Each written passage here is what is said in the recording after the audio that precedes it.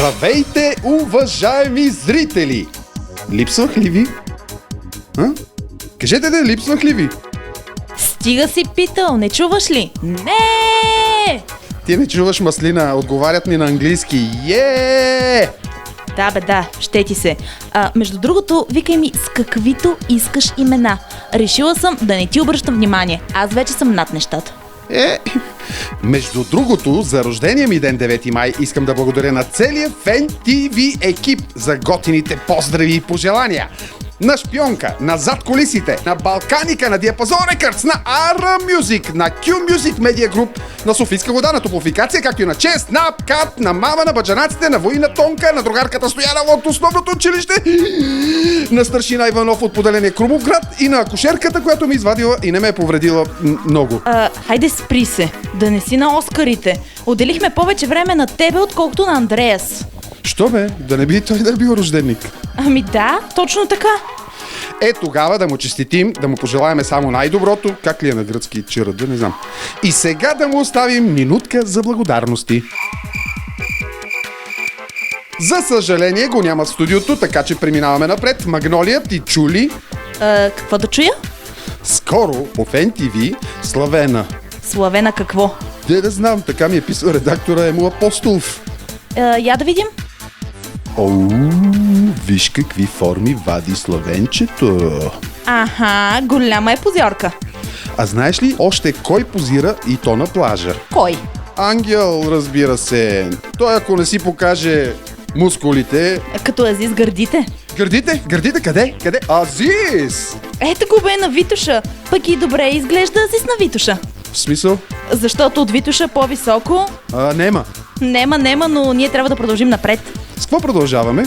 С продължавам. Какво? Ти тотално си сте изгорели бушоните, Матилда.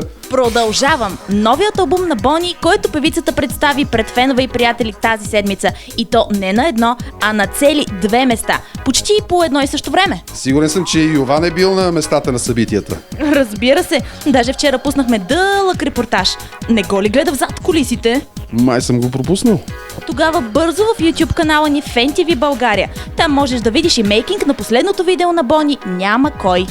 Задкулисни кадри от дебютното солово видео на Синан може да видите и в официалната фейсбук страница на момчето. Направи ми място. Опс, настъпих ли те?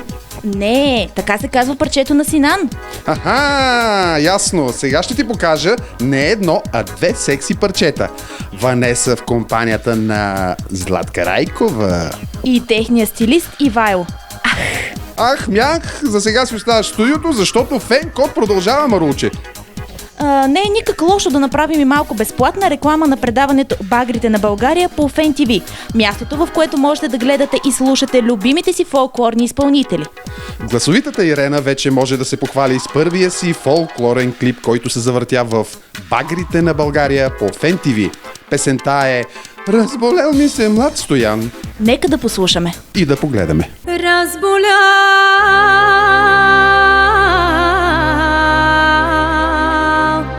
Ми се млад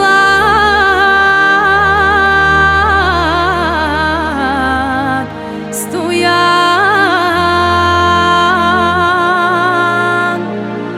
от тежка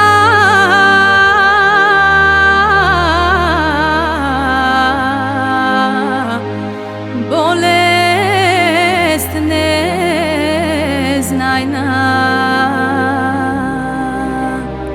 Да продължим налагането на името "Багрите на България".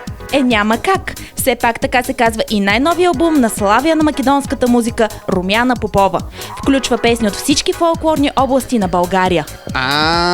Чак сега вденах защо се казва "Багрите на България". Макси, толкова си зле. По-зле си и от Йовко. Направо ти натискам копчето на микрофона, не искам да те слушам. И пускам Йовко. Айде, Йовко, ти си, давай! Здравейте, скъпи приятели, това е играта на Фенкод. Скъпи колеги, усещам в студиото има някакво напрежение. Марула, коя джаба си ти, че ще спираш микрофона на Максим и ще казваш, че той повече няма да говори. Тук много добре знаеш, че е мъжко царство, но нека да не се разсейвам допълнително и да кажа, че вие сте с играта на Фенкод.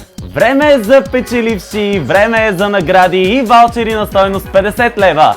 Много добре знаете, моя милост Йовко всяка седмица раздава ваучери на стойност 50 лева, с които може да купите целия свят онлайн, но тъй като аз съм по-известен като човека джунгла в нашата фирма, виждате какво става около мен, чувствам се като маугли, всеки момент мога да се покача и на тази палма. Но няма да изпадам в излишни подробности, време е за награди.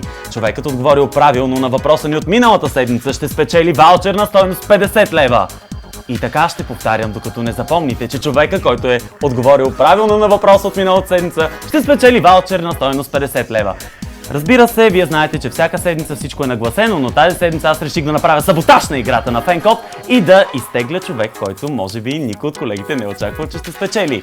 Разбира се, при нас няма шменти капели, няма неща под масата, затова всичко е реално, дори и хората не се повтарят в моята купа. Виждате, всяка седмица те са поне около 150-200 човека, защото интереса към нашата игра е огромен. Време е за награди, мисля, че е време да изберем и печелившия.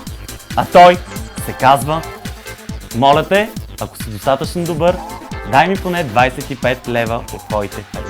Мерси. Човекът се казва Вероника Владимирова Младенова. Честито! Новият въпрос в Фенкод тази седмица е: от анаграмата на екрана разкодирайте заглавия на песен на Александра. Зеп Райк. Един от всички, които отговорят правилно на сайта ни FenTV.bg в секция Фенкод, следващата седмица могат да спечелят ваучер на стойност 50 лева от електронния търговски център megashop.bg. Мястото, където можеш да купиш целия свят онлайн. Успех на всички!